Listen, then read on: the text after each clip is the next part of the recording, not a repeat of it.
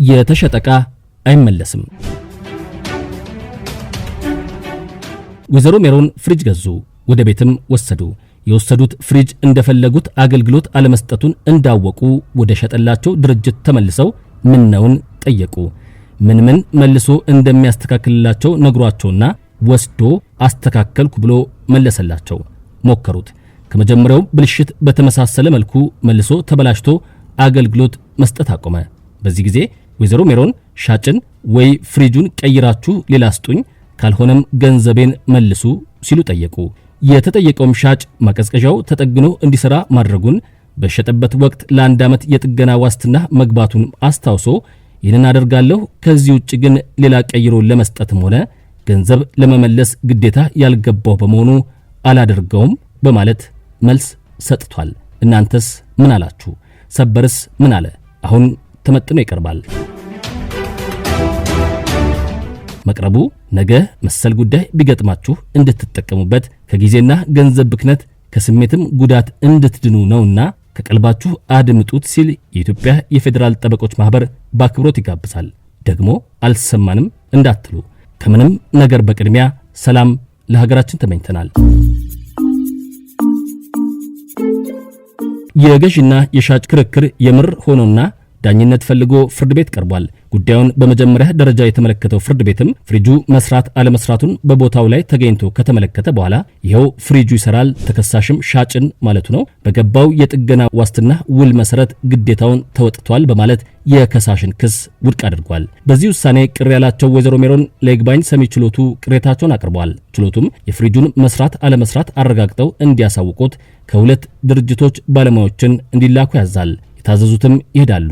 ሻጭ ግን ከአንደኛው ድርጅት የተላከው ባለሙያ ማቀዝቀዣውን እንዳይመለከት አድርጓል፣ የድርጊት ቅልቦና የጎደለው ነው በማለት ተከሳሽ ለከሳሽ ተመሳሳይ ሞዴል ያለው ማቀዝቀዣ እንዲቀይርላቸው ወይም የገዙበትን ዋጋ እንዲመልስ ይግባኝ ሰሚ ችሎቱ ውሳኔ ሰጥቷል። ጉዳዩ ግን በዚህ ውሳኔ አልተቋጨም። ተከሳሽ የፍሪጁ ሻጭ በበኩሉ ይግባኙን ለጠቅላይ ፍርድ ቤት አቅርቧል። ፍርድ ቤት አሁንም ባለሙያዎች ፍሪጁ እንደሚሰራ እንዲያጣሩ በማድረግ እንደሚሰራ አረጋግጧል። ይሁን እንጂ የባለሙያዎቹን አስተያየት እንደ አስገዳጅ ማስረጃ መውሰድ አይቻልም። ዕቃው ተመልሶ ከ3 ወራት በኋላ እንደማይበላሽ እርግጠኛም አይኮንም። አዲስ የተገዛ ዕቃን ሁልጊዜ እያስጠገኑ ተጠቀሙ ሊባል አይገባም በማለት ሻጭ አዲስ እንዲተኩ ወይም የተሸጠበትን ገንዘብ እንዲመልሱ የተሰጠውን ውሳኔ አጽንቶታል። አሁን ፍሪጁ ሳይሆን ጉዳዩ ከአዳማ አዲስ አበባ መጥቷል። ሻጭ ለፌዴራል ጠቅላይ ፍርድ ቤት ሰበር ሰሚ ችሎት ቅሬታውን አስገብቷል።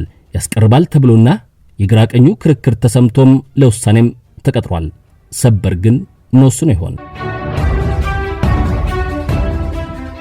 ይህ ጉዳይ በሰበር መዝገብ ቁጥር 95072 ውሳኔና የሕግ ትርጉም የተሰጠበት ሲሆን በቅጽ 17 ላይ ታትሟልና ሙሉ የክርክር ሂደቱን ለመረዳት እንድታነቡት አደራ ብለናል። ሰበር በፍርድ አተታው የግራ ቀኙን ክርክር መዝግቦታል።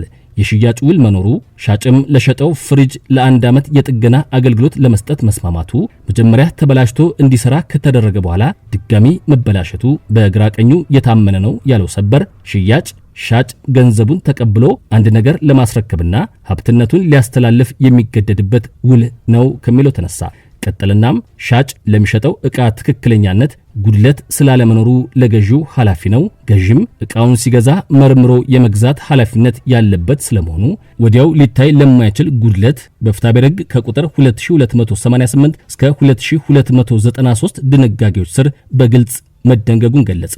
ደግሞም ሻጭ የገዛው ዕቃ ጉድለት ያለበት መሆኑን ካወቀበት ጊዜ አንስቶ እስከ 1 ዓመት ክስ ካላቀረበ በይርጋ የሚታገድ ስለመሆኑ መደንገጉን፣ ሻጭም የደረሰውን ጉዳት የማስተካከል ወይም በአዲስ የመተካት መብቱ በፍትሐብሔር ሕግ ቁጥር 2300 ድንጋጌ ስለመጠበቁ አተተም። ገዢ ግልጽ ጉድለትን ዕቃውን በተረከበበት ጊዜ የመመርመር ኃላፊነት ያለበት ሲሆን ሻጭ ደግሞ በርክክብ ወቅት ሊታዩ ወይም ሊገለጹ ለማይችሉ ጉድለቶች በእንግሊዘኛው ላተንት ወይም ሂድን ዲፌክትስ ኃላፊ ነው አለና ወደ ቀረበለት ክርክር መለስ አለም። በክርክሩ ከሳሽ ክሳቸውን ያቀረቡት የተደበቀ ጉድለት መኖሩን መሰረት አድርገው አይደለም።